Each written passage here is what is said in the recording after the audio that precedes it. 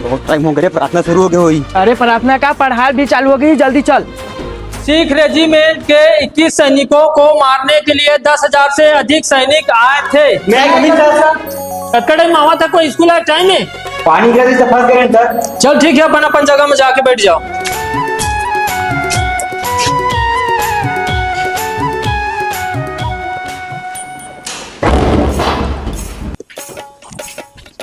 कहाँ पढ़ा रहे सर? अभी से तो पढ़ाई शुरू करी सर। हाँ तो हमन का पढ़ात रहे? श्रीचरण खड़ा हो। वास्को डी गामा भारत कब और क्यों आया था? वास्को डी गामा सन 2036 वास्को डी गामा सन चुप है, चल रहता है, बता।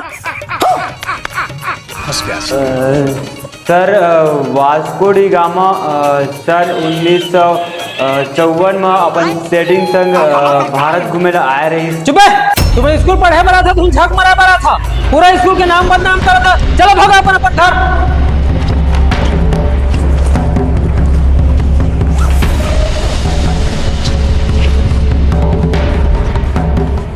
बाहर मम्मी ने तो गचका था मैं आवन दे सारा लाज मारबो।